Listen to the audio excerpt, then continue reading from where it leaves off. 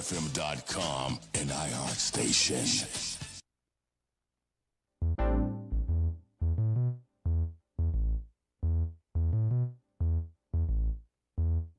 You're now listening to the Urban Heat, 98.1 FM, and this is your favorite around the way therapist, Coach Law. Don't forget to tune in to Conversations with Coach LA, Sundays at 10 p.m. right here on the Urban Heat. It's deeper than material things. I need some relation, good conversation, give me stimulation. What's your motivation? How you gonna add to me? Yeah, how you gonna add to me? How you gonna add to me? Show me what it is. Good evening. How y'all doing? How y'all feeling? You are tuned into the Urban Heat 98.1 FM, and this is Radio with a Purpose. I'm your favorite around the way therapist, and I'm live in Hyde Park in the Urban Heat studios. And y'all know every single Sunday I'm super excited about having a conversation with you, because you could have been anywhere else tonight, but you chose to tune in and listen. Y'all hear that? You see, that's how my guest is already doing me.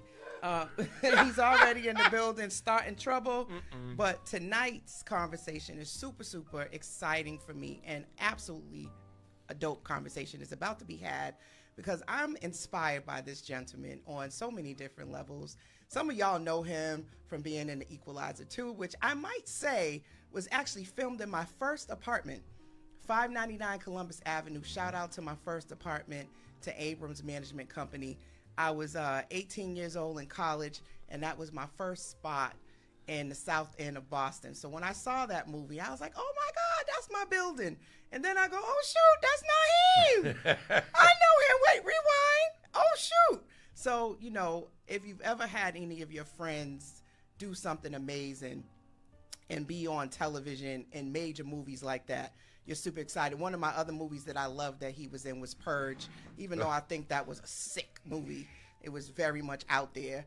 You did an amazing job in that one as well. So, you know, we want to have an up close and personal conversation. We don't want to just talk about what you guys can Google, but the man's resume, right? If you want to talk about a working actor, this man has put in work, right? He has been in so many different movies. He got some new movies coming out that, you know, he can't talk about, but I can talk about. And one of them is called Challenger, which is going to have Zendaya in it. He plays her father, which I know is going to be super dope. But right now he's filming The Raisin. Well, not filming. It's actually a play in his theater, which was one of his first loves, right? Yes. And that's going to be The Raisin in the Sun, which I'm super excited about seeing that as well. If you guys also know, he's bilingual, and he is known for his voice. So please welcome Naheem Garcia to Conversations with Coach Law. Muchas gracias. Thank you very much. You're going to pull that mic a little closer. You want me to put it a little closer? A little closer. The people need so you to the people can hear me? Yes. Is that better? Yes, see? Okay. Got one of those baritone voices, you know, that you want to have on one of those, you know, exotic lines. That's what you got. You could pay me. I could definitely leave you a message. I think you could do that. Hi, I think you just reached out. Please leave a message at the tone. Before you leave, you need to say, hey, this is Naheem Garcia. And when I need to have a conversation, I reach out to Coach La.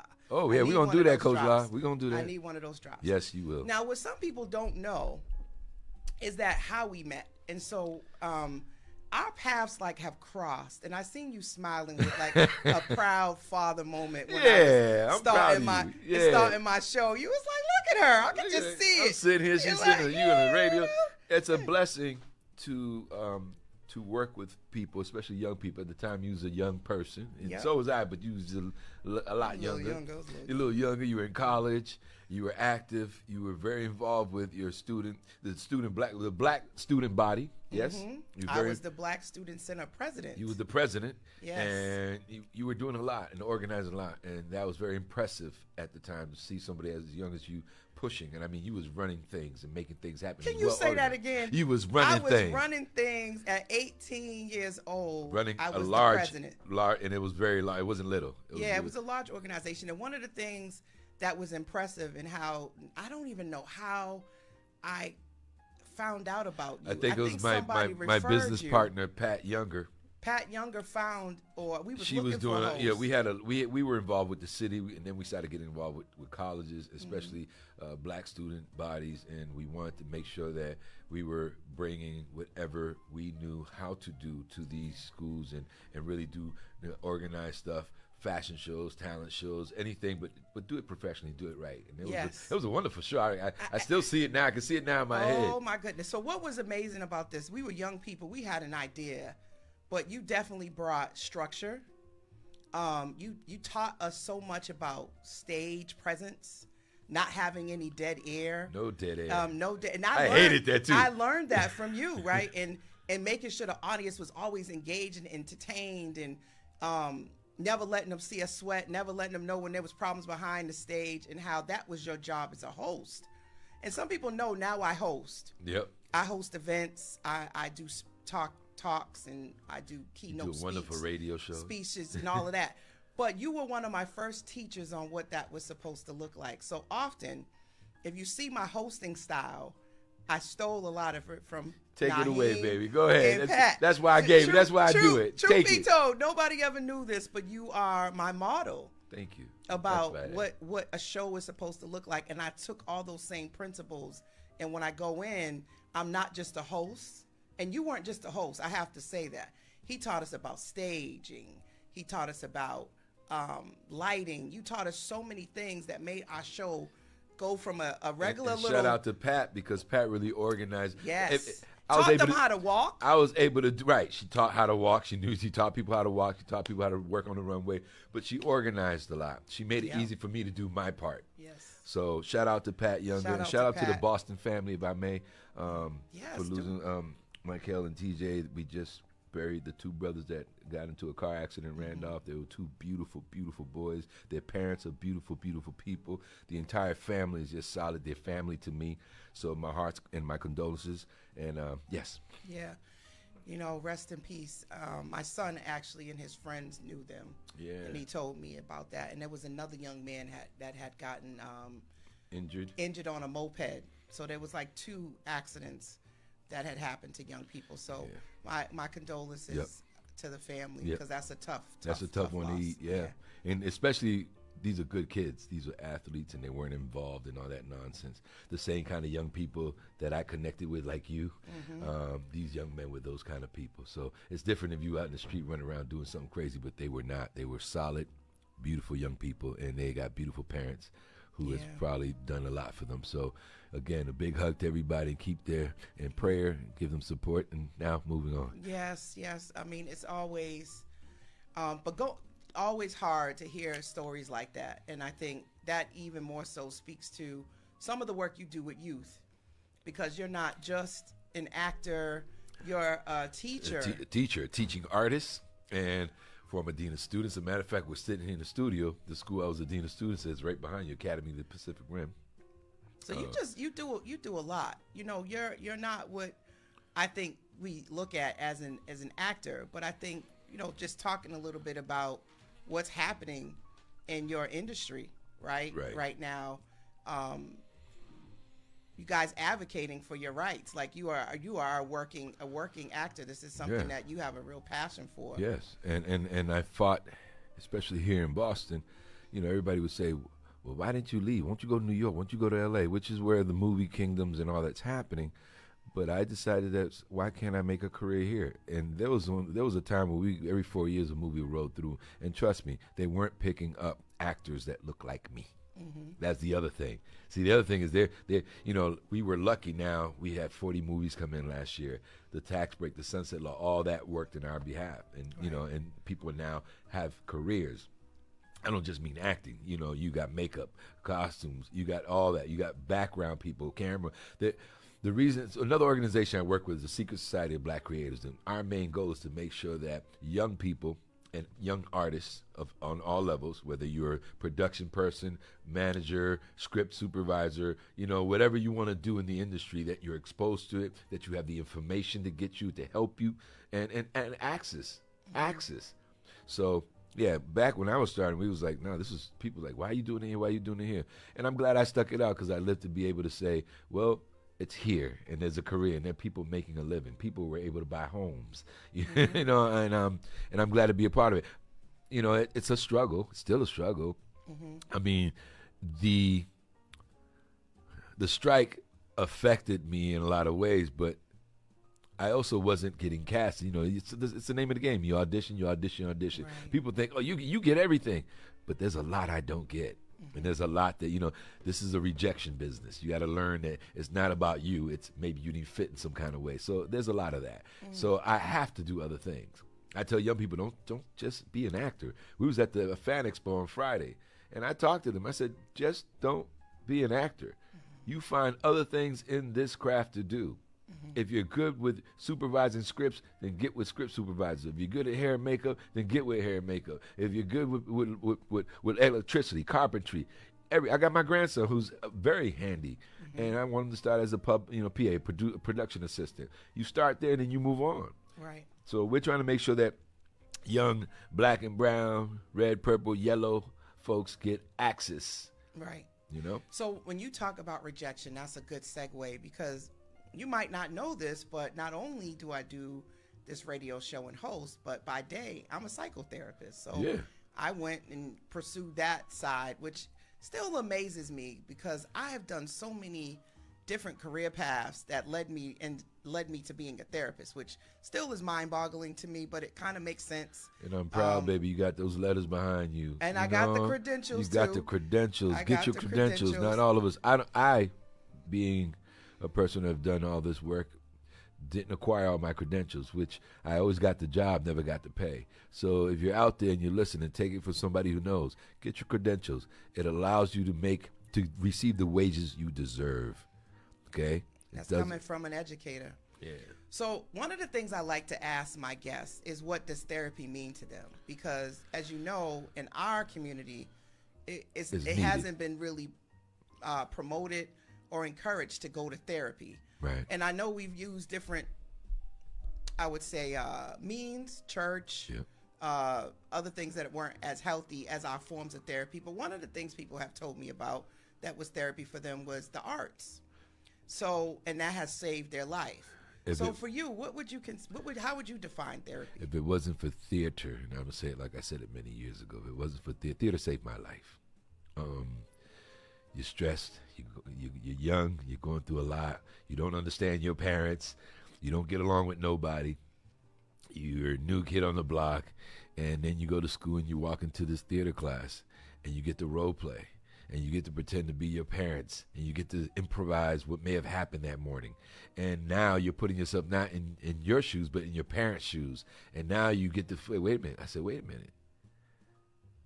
I understand now. Oh, wow, that's what it is. So when you put yourself in somebody's shoes, you get a chance to really see things from their perspective. This is why I said I like this theater thing, because it taught me to put myself in other people's shoes. Sometimes it's a good thing. Sometimes it is a bad thing, because sometimes you over-empathize. Sometimes you process too much. But it was healthy to be able to go in there and work that out and try to see things from the other side. Right. It still didn't always help, and I'm glad you brought up therapy. I, for one, I've struggled with therapy. First of all, I struggled with not finding a black male therapist or a black male Hispanic therapist. That was a tough thing, because, I wanted to talk to somebody that was like me, that was a man, that was black, that was maybe even Hispanic, that I could talk to, that has something, Right. Because yes, I have women. My mother's a professional. My mother's a psychiatrist. She's got a bunch of doctorates, and so I got my mom. But when you want to talk to somebody, I find myself talking to a therapist who does not look like me, Right. who just sat there, and a lot of times they were older and just sat there listening. And I'm like, when am I going to get some ingredients here? When am I going to get a little bit of instruction? Give me some more feedback. I'm sitting here for an hour, and the only person I'm hearing is me, and I'm tired of hearing me. And then they open you up, and they left me wide open. Right. So, so I'm not, now I got all this stuff going on. Now you brought all this stuff out, and nobody to help me wrap it up. And then they just say, okay, session. And I'll see you next Time. week. Yep, time, and I'll see you next week, same time. Mm-hmm, I'm like, nah, man, no. What's going on? And I think that's one of the big differences that I find, because I have primarily people of color, right, and primarily women, and bringing and going into this field, that was something I wanted to do, was to bring my persona. And what I didn't know going into, because I didn't grow up going to a therapist, was just how vastly different. Therapy was church. My counterparts that do therapy, that there was a school of thought of just listening, plain white walls. You don't bring any self-disclosure to it. And I really think that's more of a Caucasian colonialism type of way of doing therapy. Maybe. It's not our way of doing therapy. Maybe, because I can't talk to somebody who is a descendant of the oppressor to understand what my oppression was. I'm not going to say that for everyone. That's not everyone. Some are culturally I have people in my circle that get it. I got people in my circle that get it, and not only get it and got it good, and can explain it and defend us. So I'm not saying it's everybody. I'm saying it's kind of tough. So when you talk about that, right now we got more black women who are psychiatrists than men. And there's a few men, but we need to balance that out. And I've been encouraging, and if there's any brothers listening, I'm glad you brought that up, Naheem. I've been encouraging brothers that are barbers or that actively listening, counselors, basketball coaches, to go into clinical social work. Get that master's degree. And help us, and help a lot of these young people. There's not enough black men in this field. And not only that, we got people real quick to ready put a pill in you. That part. That's Pop true. a pill, do this, do it, and we need somebody who can help you process. You have to process, and they recommend, even if you're on medication, that you get a therapist for that reason. It's processing. So what medication does is it affects your brain so that you are not getting the neurological parts of it, the psychology of it. It helps your brain produce dopamine and things to make you feel calmer, so that you don't react to things, but it doesn't help you process. It just, you'll wonder, I don't feel so bad, but you'll still have the thought. Right. I'm still thinking about this thing. Yeah, but it's not bothering me. But it's not bothering me. So now it's what it's doing is numbing. It's numbing. Yeah, no, we need numbing. It literally sort of makes you just not feel anything. It doesn't make you not think. It makes you not feel. Yeah, no, we need folks in the business. I mean, there's, right now everybody's talking, the mental health. I mean, mental health's been around forever, okay? And it's not new.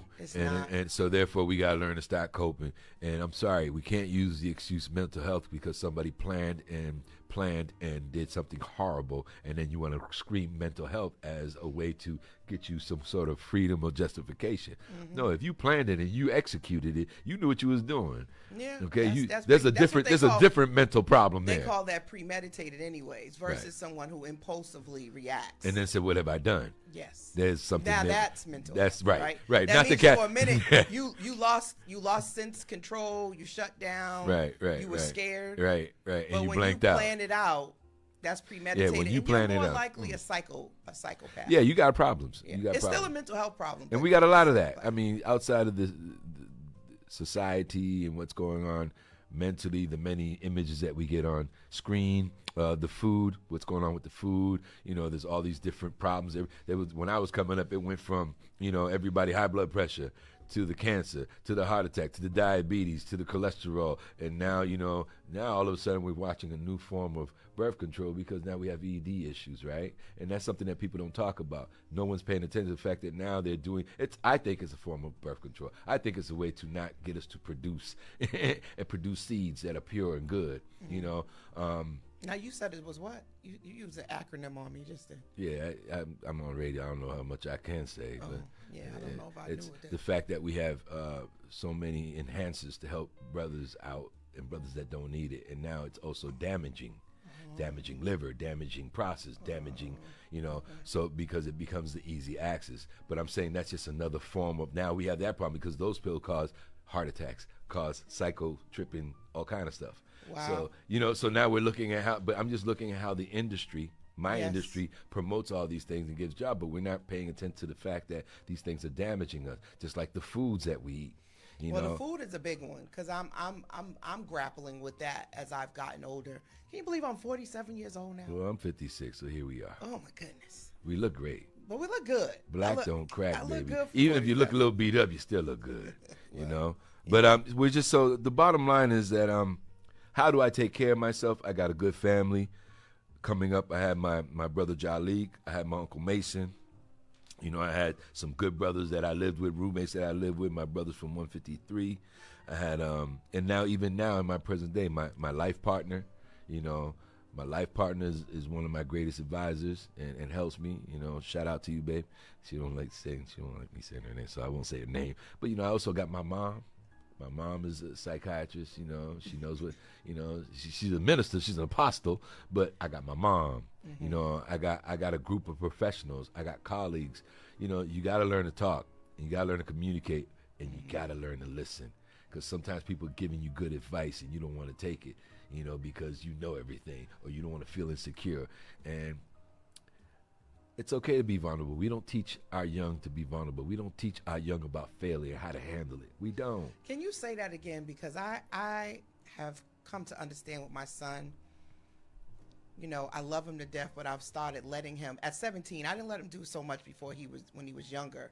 But now it's like, you got to kind of see how things are gonna play out. Like, I stopped waking him up for work. You got to figure it out. You don't go to work, point. and he's like, "Listen, you don't come to work, you're gonna lose his job." Like, he's now he's starting to take some responsibility, trying to take take the horse by the rein. Yes, he's got to. Yes, he's got to, because my thing is he know how to real quick watch what the program he want to watch. He know how to real quick play all these games, and he know they can get down on these games. They know how to run through these technology and these phones. Mm-hmm. They have the ability and capability, but their focus is not in the right place. So you got to put them there.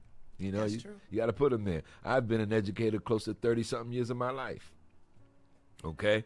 And I was, I'm not going to say self-educated, because we were self-taught, but I had to learn the hard way, you know, hands-on. You know, I had to learn how to speak, you know, when you're dealing with students and you're dealing with parents and you start dealing with paperwork and you start dealing with independent educational plans and you have to learn. And you know, I made a lot of mistakes, but in the process of that, the one thing that was in my heart is love. Love for my people, love for wanting to help humanity, love for wanting to help somebody be better. So as long as I have that force allowed me to do some of the work that I've done, all of the work. From the time I was 14 as a break dancer, hanging out the Unique Diamonds, the time, you know, it was about bringing young people together. And happy birthday, hip hop. So you are a break dancer. I'm a b-boy.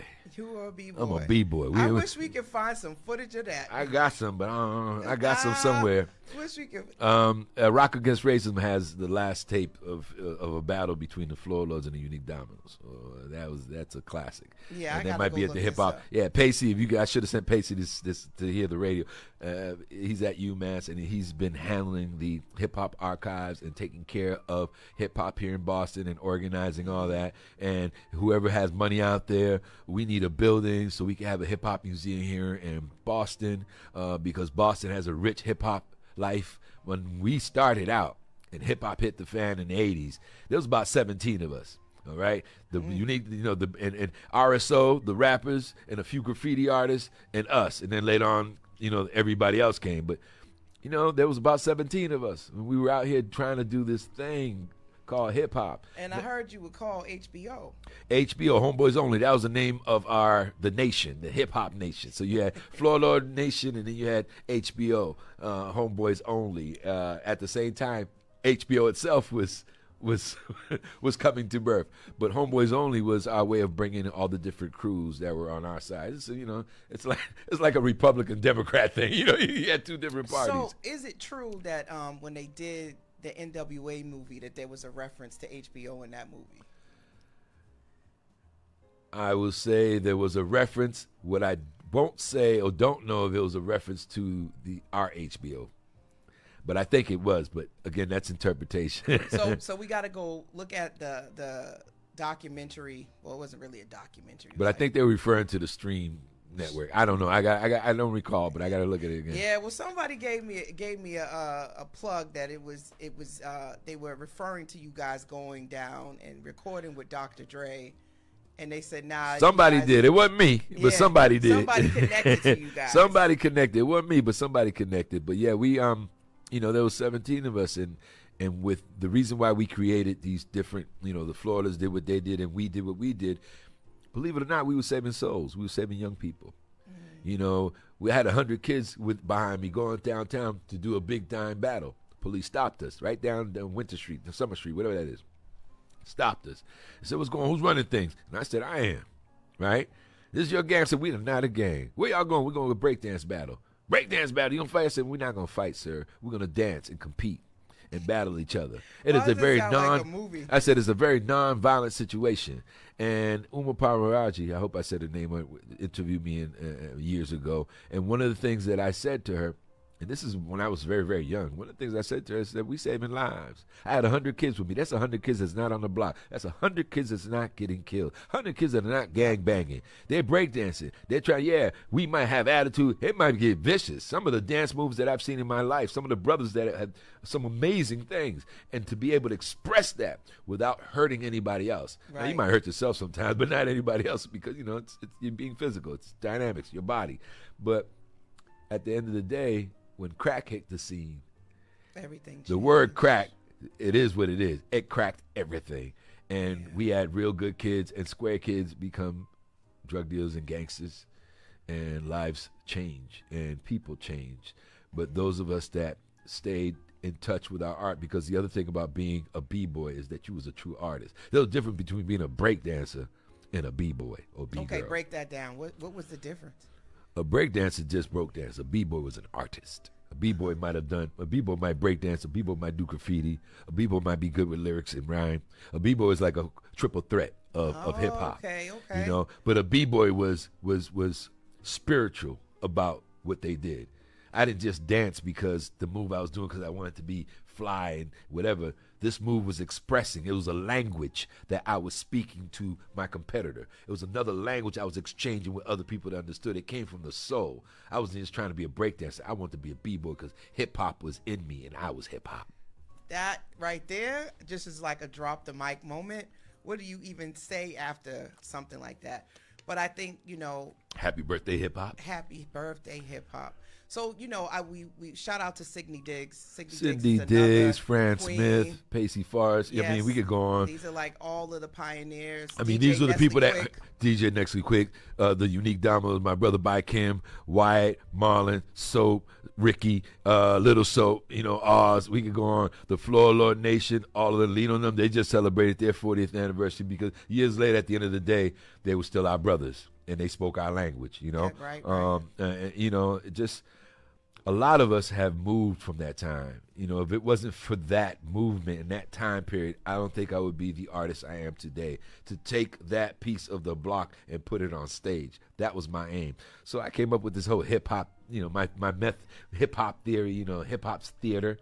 Basically, it was just taking the spirit of the block and put it on stage. When you come to see a show and it's about something on the neighborhood, you're going to see neighborhood. You're going to see it in its purest. Not some, not some very, very colorful, very, polite. Nah, raw. If there was a breakdance, it was just like it was in the back alley. If you saw a rap session, it was just like it was. If there's a story about somebody struggling, I work at the Huntington. I'm still a teaching artist with them. It's almost 30 years with them. And there was a play that I worked called Know the Law. I remember that. So, right. Know the Law was named. Amanda Pine and I revamped it. And then later on, the current director of the education department, Meg O'Brien, she came in and we started to redo a lot. And then later on, I just redid it in 2020 and called it Thick. In the thick of things, thick, and just revamped it. But the whole point was to take real situations. In real situations, the young lady that has one of the things on her ankle because she got in trouble, and then she's late getting home from school and she runs into the police officer that works the beat that knows her. But instead of calling somebody and getting in trouble, he walked her home because we don't talk a lot about that. Right. We don't talk about the good people in position to help. We talk about how people use their position of power to hurt, but we don't talk about how some people use their position of power to heal and help. And we need to have more of those stories. You're one of those people. Well, thank you. Okay? I appreciate that. I can't stop smiling. I'm sitting here. I'm looking at all these letters behind your name. I'm looking at the young lady who is trying to organize and losing her mind with all these young black people and everything in school. They drove me crazy in school. But shout out to my UMass family. We actually got a couple of people on here. Sharika Alfred, my bestie, who was at UMass. Mm-hmm. Vivian Smith Barnes is also on here. Said, what's up? Peace, Naheem. Peace. That is my ex-wife and my two older oldest children's mother. So well, thank you for tuning in. Hello. Thank you for tuning in. Shout out to everyone who's tuned in through iHeartRadio. Once again, you're tuned into Conversations with Coach La. We have the phenomenal actor who you guys probably have seen in one of my favorite movies, which was Purge, and Equalizer 2, Naheem Garcia. He is a Bostonian, but you came from Cuba. When you Yo soy cubano. Right. Yes, Yo soy cubano. Yo vine de Cuba. Yes. Yo soy yes. cubache de verdad. Yes. And we go way back. He was the host of the fashion shows that I would do at UMass Boston, which we were the only black student. We were the only student center. We were the black student center. We was the only student center that always had our own money. Yes. Because our fashion show was sold out and always made Yes, money. and it was a lot, and it was big. It was fun. Yeah. It was fun. The biggest one, the one I remember was we did at the Dorothy Quincy Suite Downtown. Yeah. And the whole thing was packed. Yeah. So Pat and I had a lot of fun doing these we shows. had a good time. So Naheem would go and he had outfit changes. Those were always my favorite. Remember that? He would change his I would change like outfits. almost every person, every performance. I would come out with a different outfit. He would change his clothes to go along with the scene as many times as he could, but they would always be, and he would pop up. I used to feel like he was a black leprechaun because he would find a different place of the stage. He would come up from different angles, and the light would come on. It was just amazing. We had I a wish good we time. had some footage of those shows I know. because they were a good time. I know. They were a good time. So one of the things I also talk about on this show is what I call a bet on self moment. My dad died 5 years ago, and one of the things he used to always tell me was, "Baby, bet on yourself." And what I did is, this show is a manifestation of me honoring him. Yes. Because the first time I got on radio, shout out to Big City, and to That's It's Radio. Those were my earlier radio day careers. But my father, when I was on Big City, would listen. He worked for the city of Boston. He drove the elderly around. It was called the Elderly Commission of the city of Boston is where he worked. He was a driver, and he would listen to me and turn me on so that the people on his van could listen. And he was like, "Baby, I think you found your thing. You actually sound pretty good. You don't suck." He was raw. You don't suck. You don't suck. He was like, "I tell you if you suck, but you actually sound pretty good. You should keep it up." So when he passed away, I kept saying I didn't have time to do this. Shout out to Marv Neal as well. Yeah, Marv. Marv is the man behind the scenes that makes the Urban Heat go. Like, without him, we wouldn't be here. Yeah. And he was like, you got a platform. You got a platform. You got a platform. You can always do a show. And I'm like, nah, I don't got time. So I would just freelance. I was like the Chris Brown of the radio station. I just jump on everybody's show. Why not? And do, my special appearances. So this was because of my father. So I said, you know what? I'm going to do a show. Honor thy parents, y'all. Honor I'm going to thy do a parents. show. Love and I'm 'em. going to do a talk show.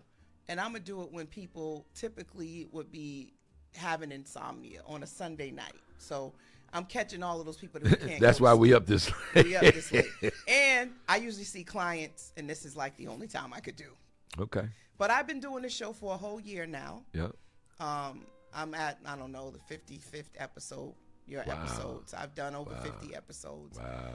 But the bet on self moment is an epiphany. It's that time where you say, you know what? If not now, then when? Right. If not who? If not me, then who? And it's those moments when you take the reins of your life. Yeah, I mean, my daughter Naima, her mother, they're clinicians. This is what they do. Mm-hmm. That's what I'm saying. But shout out to all you sisters that are stepping up doing that, and brothers. Shout out to those brothers doing it too. And for the brothers that think they can, just go ahead and Come do it. on, We let's need do you. it.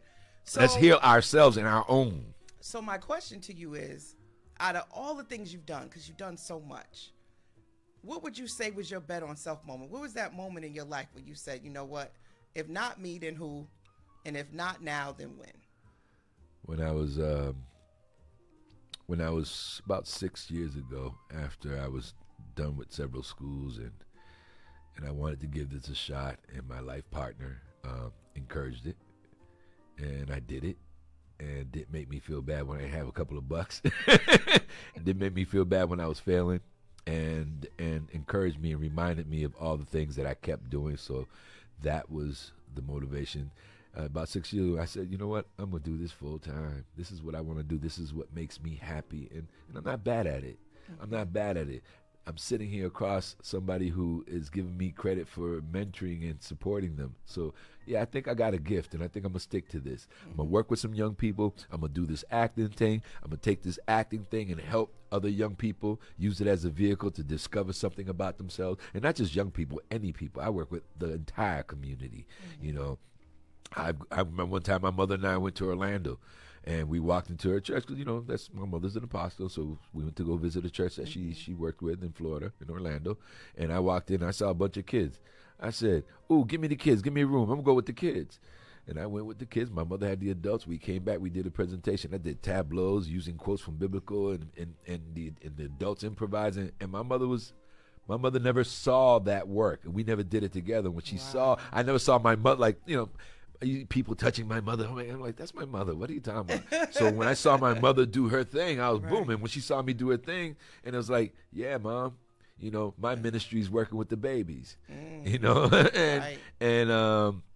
but my mother was always the person that encouraged me to do it too. My mother used to say, I love you, Mom. She used to say, "You're so much better than Eddie Murphy." That was her thing. Eddie Murphy's the standard, right? So I'm just going to say, but she said the greatest thing that my mother ever said to me, the greatest thing that my mother has said to me. And shout out to my Garcia, Hernandez, and Moore family, and Smith, and Palmer, and you know who y'all are. Love y'all. Thank you. My mother said it'd be a sin if the world didn't get to see your talent. Oh, man. And that stuck to me. And about 6-7 years ago, I mean, I've always done this throughout my life. I've had double careers at the same time. It was too much, but to really pour all of my life into this, and it's working out because I'm not a starving actor. I'm a working actor. You know, and everything's real when you're self-employed. There are good days, bad days. There's some days when you're sitting there going, "What am I doing? What am I doing?" Hey, I'm Should not I going to lie give to it you. up? Not long ago, I was sitting here trying to figure out how to, am I going to apply to Eversource? You know, I mean, literally. And you're looking because you go through that. But at the end of the day, my passion, my love, and I believe this is my mission. Because I've touched so many beautiful people like yourself and others. And I thank all of you and every last person, including people in my family that have taken the time to remind me that I am doing good work and great work. Thank you. And your words and your motivations help me when times are tough and when I can't figure it out. I think of your words, and I think of how you touch my heart, and I think of how you lift me up. So thank all of you. Thank the Supreme Being, first of all, but thank all of you. And my mama and my family, thank you all, because my biggest fans and everybody I run into, especially Boston. Boston, you love your brother, and you have been kind to your brother. Yes. You say every time I walk the street, somebody stop me, give me some love. I got to be doing something right. Yes. This has to be my path. I teach, but I knew that teaching in the classroom as a classroom teacher was not my stick. I wasn't, it was not my, being an administrator in school, I call it the tidy bowl job, and I didn't want that. Yeah. I wanted a job where I know that I can do things the way I know how to do it to help somebody figure it out. And I guess it works. You in front of me. I think one of the things of why I wanted to do this show and why I also go back and make it a podcast is that that's your body of work, right? And one of the things about being in the movies that you've been in is that those things will be here long after you're gone. And I think about my son and anybody, my ancestors that are the next generation, right? I'll be an ancestor. Yeah.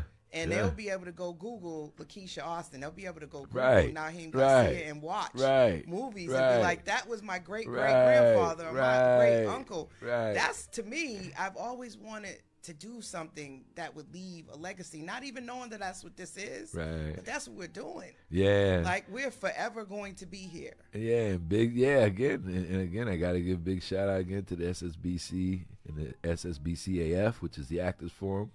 I got a big shout out to the network of people that I constantly work with. See, because let's just be clear, I am not alone. This I do not alone. This I have a group. I have a village. And when we say it takes a village to raise a child, it also takes a village to keep the family together, to keep you together. So if you got people in your village that ain't right, get rid of them. And if you got a good working village, you keep connecting with them. And You know, like I said, I've had some very good people in my life. You know, shout out to Elaine Corey from Boston Youth Theater, you know, who was one of my first mentors and helped me. Shout out to Rob Sproul. We did some film. We started out together and doing films. You know, shout out to the Roxbury families, the Janies and all of them, Kim and all of these are people that have been in my corner and support me and remind me why I need to do my job. There's so many other people that's probably feeling like he shout me out. I love you, and you know how it is when you get up there and you didn't write. That's why those actors be writing their notes when they say, I want to thank, because they write it down. Because at the time you're going to forget somebody. I'm going to forget somebody. I might have thanked the same person 15 times and forgot to thank, you know, the person that was next to. Like, you know, we thanked Sidney Diggs, but Niasia was also right up there as the other godmother of hip-hop, moving young people. Shout out to my brother Smitty, you know, who went on, who was, you know, breakdancing and hanging out with me, who also became a producer and one of the baddest lyricists, who now has a line called Elephant in the Room. I know that name. That's my brother Smitty. I didn't even know the man behind it, but I know the logo and I know the shirt. We should get him on the radio. Smitty, hear that? Get yourself on the radio station. I need to talk to him. I love the slogan, Elephant in the Room. And he did it for that purpose. I mean, you know, he did it with the idea of making sure that we talk about it. Yes, and that's why, you know what, you make sure you connect me. I will connect you. You see that, Smitty? I'm still working for you. Smitty, you know we got to get you on Conversations with And a big shout out to my Prince Hall family. Son Lodge number 28, and big shout out to Poetry in the Park, brother brother Dwayne, absolutely, brother Gilbert White, the rest of the folks, you know, which is the team. Where we reconnected was at Poetry in the Park. Zoom and Silk. And I did 2 pieces. Yeah, and we're going to be there. Did you know I was a poet? I didn't know, but I knew it that day. You found out? I found out that day. And tomorrow, we'll be there tomorrow, at the John Elliott Church out there. Tomorrow is keeping the oral tradition, the African oral tradition of telling stories. So you're welcome to come out, tell a story, read a story, a poem if you feel like it, a joke if you want to, as long as it's clean. But come out and share, and come out and get in the tradition of just telling each other stories. It's something we've done. We go to cookouts and people telling stories. Absolutely. You go to a party, somebody's in the back room telling a story. So we did this to make sure that the community can have folks come out and just have a nice, positive time. Absolutely. There's beautiful food. There's food to eat. The food is great. The food is great. Awesome. The atmosphere is good. It was a great vibe. Thank you. It's a great vibe. It's a great vibe. Yeah. And to everyone who's ever said that Boston was boring and there was nothing to do, reevaluate. Listen, you probably just ain't coming outside. Listen, this has been one of the most phenomenal summers in Boston. Oh my God, there's been so much. It all opened up June 10th when Black Market threw the block party by the block back right there on Washington Street. Yes. They blocked it off. Vendors everywhere. It rained. It poured. We didn't leave. And then when the sun broke out, it was probably. And a big shout out to Kim Janey. And Chris, out. I mean, Kim, not kid, just Kim Janey, Kaidi Grant and her husband Chris Grant, yes. Outstanding. I'm still flying high from that. They did a wonderful. It was a job. wonderful job. We got people in this community that are really doing something for the community. Yes. And we just had the Puerto Rican festival, the Dominican festival, the West Indian festival. This town is jumping. Yeah. This is not a dry town. Listen, the open streets. Streets. Toy Burton did a whole Roxbury parade. Yes. Shout out to myself because I do pole therapy at Slade's Bar and Grill. Look at that. Every 4 Fridays, coming up on the 25th of August. Look at that. Shout out, we just had a poetry festival. Yeah. At the Bruce Boiling Building. Yes. That was an all-day festival. Yes. And it ended with a poetry slam. Yes. I mean, shout out to Portia. Yeah, Portia, my girl Portia. That was if you feel it, the poet laureate of New England, Massachusetts. She's no joke. She is no joke, and big shout out to her. One of my heroes as well. Yes. So yeah, there's a lot of people that I can't stop thanking. And if I missed you and I didn't mention your name, it's not personal. It's just 56. Blame it on his head, not his heart, y'all. Yeah, blame it on my head. So thinking about this, right? So. What is one thing you want people to know about Naheem Garcia that they wouldn't be able to guess or put their finger on? He's a very gentle, caring, thoughtful brother who happens to love his culture, who happens to love his country, not just the United States, but I love my country, Cuba. I'm proud of that, but more than likely, I'm a dad. I'm a son. And I don't know what else I could tell you about to leave you with me. Just know that I'm just a good brother. I'm a good friend. And I if have anybody, to say that. and know that Naheem will always give you a helping hand. I'll always help if I can. I'll always help if I can. That's true, because he's here at 10 o'clock at night. Yeah. And it doesn't always mean that it has to have a paycheck to it. Yeah. I do more free than I get paper. And when I do get paper, there isn't a lot because people don't have a lot. But you know what? Whatever I could do to help and enhance the people in the movement, I'm glad to know that it's in my ledger, and I contributed to that. That's dope. That's dope. I appreciate you, because you are currently rehearsing for the Raisin in the Sun. Yes. So what do you want people to know about that project? It's gonna open Raisin in the Sun and Diaspora, which is they're doing it in repertory. That means it's 2 plays running back to back, and we will be at New Repertory Theater in Watertown. It is directed by the legendary and my mentor Lois Roach. The band of actors that are participating in the play are incredible. They have set the bar. Juanita Rodriguez, who happens to be the chair of Boston Arts Academy, is playing Lena. I had to say that because, we have a lot of students that we share, between the August Wilson New Voices and the Next Narrative. A lot of those kids come out of Boston Arts Academy to compete. And I get a chance to work, but it was just nice. She and I haven't been on stage together in many years. So, and everybody else in the cast is just wonderful and incredible. And, who are you playing? I play Bobo.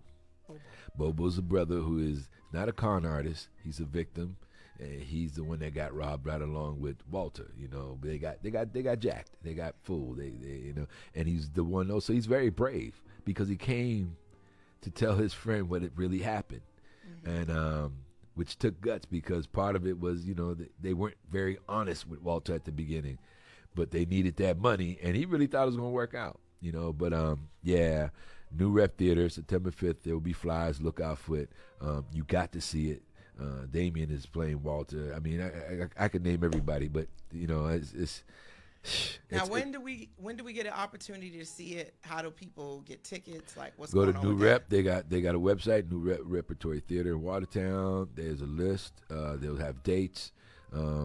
I was supposed to bring a flyer. Sorry, Lo, she gave me instructions. I forgot to bring a flyer because I could have really spelled it out. And there's too much going on. I was trying to get here, trying to get the poetry. It's okay. So listen, here. when he walked up, right, I said, "Are you still in character?" I know, because I'm over here looking like Farmer John, right? With He my said, overalls. No. He said, "I just like overalls." I like said, overalls, okay. and I like hats, but yeah, I'm in character. I go to sleep thinking, Bobo, I'm trying to, one of the things that was asked today, like, what is it that you need with this character? I said, I'm still trying to find his fear. Because this character is very scared. He's coming to the house to reveal something. Walter just got his father's insurance money. Within 3 hours, the mother said, I want to invest in a liquor store. He wanted to. Somebody told me, yeah, come on. They took $6,500, which at that today would be $68,000, and got robbed. And that was his father's money, insurance money. They got it that day, lost it that day. But the mother also made a move. If you don't know anything about the story, she bought a house. He put a little down house so they could get out of that little closed apartment in the south side of Chicago. But she also bought a house in a very white neighborhood. And the white neighborhood was trying to buy them out so they wouldn't come. And they doing it anyway. So, what happens after that? Well, we all know what happens. There was a time where you wouldn't see black people in Milton and Randolph, and now they're there. There was a time when you didn't see black people in certain parts of Dorchester. That's right. There was a time you see people in parts of the North Shore, and we're there. They're all over the place, and Right. I know a lot of people think things are the same, and I get why. I get too. But there's also so much that has changed. Well, we have a tendency to focus on what has always been wrong. It's easy to talk about what's wrong, and it's hard to talk about what's right. But you know what? Tonight, having this conversation, there's a lot of right. I just left a beautiful scene, brothers and sisters having conversation, doing poetry. I was just rehearsing earlier that there's a lot going on. I'm riding down the neighborhood and I'm hearing music all over the place and people gathering and, in different cultures, not just the black folks and the Hispanic folks. You got the Cape Verdeans doing their thing. You got, our Asian brothers and sisters doing their thing, our Native American brothers and sisters doing their thing here in this town. Like, this is the town to be at. Yeah. Boston's alive. Like, it wasn't the town I was, even though back in the day, we had some very good times. Franklin Park, Kite Festival, those kind of things, summer thing. Those things are gone, but there are other things in place too. Yeah. So, and the fact that there's a very unified, historically, this town, we've seen two women of color, black and Asian, become leaders of this, of this city, and we have a woman who is part of the LGBTQ community who is the leader of the state. Okay, the leader. So we are cutting edge up in here. It is definitely it's a different world. There's been a lot of shifts, and I know there's a lot more to do. But I think we also have to give ourselves grace. Yes. And take inventory for the things that we are doing right. And I know there's some people that'll push back on me and you'll say, oh, it's still awful. And, hey, listen. And they want to, be in that space. But I constantly tell people, especially my clients, find something every day to be grateful for. Find one thing that's going well. Yeah, one of my friend, a friend of mine, Kevin, who does Kevin and Sons, who has a podcast every Sunday and, talking about quotes. But he says, find, I think and I can't, sorry, Kevin, if I say it wrong, but he said, find 1,000 different ways to say something positive, be positive to somebody, something of that nature. I'm paraphrasing, but it's find a way. Because trust me, it's real easy to sit and slump. It's real easy to get lost in the sauce. And I'm not saying this because I've mastered anything. No, I'm probably a better teacher of it because I'm a victim of it. I've been subjected to it. I've been in pain. I've been in depression. I've been in struggles. I've been in broken relationships. I've disappointed my children. I've probably disappointed my parents. I've disappointed many people. But more than that, I've disappointed myself. But at some point, you got to look in the mirror and think about, look at your ledger. I'm looking at my ledger and I say, I really do some cool stuff. Yeah. I do some cool stuff. But more than that, it's like I told somebody using a Christian analogy. I do God's work. I work with the babies. It don't get no better than that. And trust me, I've had some babies I wanted to strangle. But but at the end of the day, when they come back 10 years later and they run into the street and they give you a hug and they say thank you, that's better than a paycheck. Not better than a paycheck. It's as good as a check. Say that's so kudos, salute, because like I said, we paid you guys back when we were at UMass, but it was nothing compared to what you were worth, right? We got a deep discount. And we got so much more. But the respect, the fact that you took the time to say, we don't got much, but go get yourself some dinner. That's why I say I don't mind helping. I don't mind. And a lot of times you could ask and I'll probably show up and I'll help. And I may not ask for money. Now I do because it's self-employment. This is how I eat. But if I know you don't really have it, let's trade. See, the thing we forgot about trade. I came through the door. You had a trade. Hey, I don't got much, but I got this. Yeah. And it wasn't money or anything, but it's trade. Sometime. Hey, Naheem, you need a session? Come on, I got you. Hey, Naheem, you need me to come and do something at your next show? That's how we trade. We do some trading. We don't just sit here and always got our hands out. If somebody does something for you, if you can't pay them, at least buy them a coffee, give them a bottle of water, get them some dinner. Show up at the house and I heard you need some help with that yard or something. But trade, exchange. Don't just take and ask. Give something back. My brother Jali taught me that. My brother Jali won't let you do anything unless you trade. He always taught us you got to just do your part and help somebody out. He's still at the academy helping generations of young people. My Uncle Mason would say the same thing. And these are, few of the men in my life. My brother TC would say the same thing. You got to trade. If you look out for somebody, make sure you look out for them and make sure they look out for you. And my life partner is real quick to that. She said there's got to be some kind of exchange. Right. You can't keep giving all of you and getting nothing in return. And we call that pouring into yourself, call it self-care. Having boundaries, right? Yep. Being able to exercise your no. I always say do things based on you. Like you got to be able to do it from your own heart, because sometimes this is a very people don't always give you gratitude. They don't always say thank you when we're working with these young people. Yep. But every now and again, you get that one that will, and that gives you all the fuel that you need to keep going. Yeah. And I'm sitting here thinking about my cousin Ivan, who's always reminding me to tell my story and tell my story and tell my story. And I've had a couple of teachers and a couple of programs always want me to tell my story. So I started putting something together. One day I'll be able to present my story. And then the next time I'm on here, we're talking about the Naheem and Friends show that I want to put together. Well, yep, I put it out there on the mic. That's it. It's gonna. Now I got to put it together. Yeah, you done spoken into existence. Now it's got to happen. Manifest it right on up. So I was in a workshop. I know we're getting almost close to time, but I was in a workshop about writing scripts. And that got me to thinking, too, about writing stories and narratives. And we just need more people behind the scenes writing the stories. And if we're going to tell stories, we done told the gangster, the pimp, the whole game. We done told that story over and over. We done told the story of being abusive. There are other stories. Let's talk about stories of success. You know, let's point out folks that will probably never be heard of if we don't talk about them, that worked in the community. Let's talk about our heroes. Let's put some stories out there about our heroes. Let's put some stories out there about achieving, not always getting beat down, but overcoming.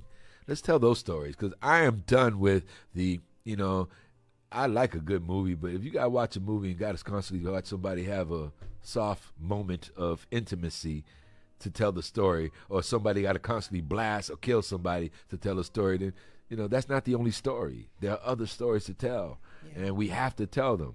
And we have to tell them. It is our duty to tell them and to keep them. And let's not cancel culture. Let's remind this is why we're here. I like that. Thank you. I'm kind of surprised with that little statement. It came out. That just came out. Say something profound. Yeah. And it's like, oh yeah, I'm gonna make sure I pull some of these clips out when I get ready to market this version. I'm gonna get these nuggets. It's coming. Man, listen. I when I got here, I just said, speak for me, Lord. Just let the words come out. And I'm glad, because that's what I want from this show. And part of why I have it at night is that I think people are starting to settle down, and you can do just that. And everybody who's come has said this is not the interview that they expected. This is not what they expected to talk about. But it was refreshing not to get the same old questions. Yeah. Wow. Yeah. You sent me into a deep thought with that one. It's yeah. Yeah. So my legacy of what I'm doing, I want any and everybody who has a story to come through this show. And I know I got an hour, and that was based on most people when they do a therapy session, they only get an hour. So well, that's just enough, because if you gave us 2 hours, it might be too much. Somebody might just say, okay, I've heard enough. It's just like, it's like when they do those series, and Short, they try sweet. to do an hour, but they only needed 45 minutes, and then it's like, okay, you lost me. Short, sweet. Been over. And if people want more, they'll tune in. Yeah, you got it. Yeah. So I like my hour session. I like it too. I like it. I was like, oh God, Lala, why you got me coming in here? I'm tired. But you know what? He said that too, and I said when he get here, he'll be all right. No, and you know what? I'm a plug. Yeah. Not only that, thank you. Thank you. Thank you for thinking that little old me was big enough to come in here and talk about. And like I said to everybody in this town. Little old you. Okay. He's so humble and modest. But Let me tell you, he's probably I had Pro Black come on, and now I've had you. I mean, everybody was great, but when you think about what this means for my little podcast, my little radio show. What do you mean your little podcast? I had Naheem Garcia on here. What do you mean? Yeah. I've arrived, baby. I've arrived. Thank you, and thank you for that. Yeah, thank you for man. that. You have a catalog. I was looking you up, and the catalog was just like, whoa. Some of the movies I didn't know. I said I'm gonna go binge watch Naheem. I literally am gonna go watch every movie you're in. God bless you, and don't blink. Don't blink now. You might miss something, but better days are coming. Better days are coming. But here's the thing: every scene, even if it was for a moment, you don't forget you. Thank you. That is what I've been somebody told. put in there, that one of their favorite movies that you did was Lift, and a lot of people don't know Kerry Washington. That was the movie that made her. Yes, she did a phenomenal job, and that was filmed right here in Boston. So if you haven't got a chance, go look up. Maine Davis was one of the directors. Watch that movie. It was awesome. Great storyline, great acting, and she blew up. And I was like, yo, this girl. She blew up, and the directors blew up, because the Maine also did Queen Sugar. She directed Maine, so she's from me. Yeah, that was amazing. And I was like, watch, did I say that? Watch out for that girl. She was also in Save the Last Dance. She was young. And she's done a lot. She's got a catalog too. She lived in New York, and she went to school for it, and she did it, and now she's moving along, and that's the other thing I think about is like, wow, I got a chance to work with some real cool people, real cool people, like Denzel was like, wow, and Ryan Reynolds is like, wow, and then Michael Beach is like, wow, and a whole bunch of folks. Yeah, and everything's like, wow. But we are actually at the close of the show. Okay. You know, I got to have you come back. We Anytime. didn't get a chance to talk a lot about his new movies, but the trailers are out for Challenger. And hey, I don't want to mess it up because he can't say the name. I stand with my union. It's called The Holdovers and The Challenger. The two new movies that are coming out. But again, you know what? Keep on checking out Naheem Garcia. Yeah. Make sure you go look him up. Watch every movie he's in. Thank you. Post about it. And make sure you go check out A Raisin in the Sun. And make sure you guys tune in tomorrow morning for the Morning Cafe because they are going to be doing all crazy. their morning shenanigans. Oh, they're great. And you already know what it is. You're tuned into the Urban Heat 98.1 FM. And every Sunday, you can tune into your favorite Around the Way therapist. I keep bringing dope everyday people. You sure do. Dope everyday people. And I want you to be up close and personal and learn about things that, you can't go Google. Yeah, and I meant to say shout out to my boy George Powell who wrote The Walk and now get ready to do What About Us. So shout out to him.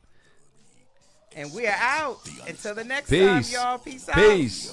Peace. From Boston and beyond. Heat981fm.com and iHeartStation.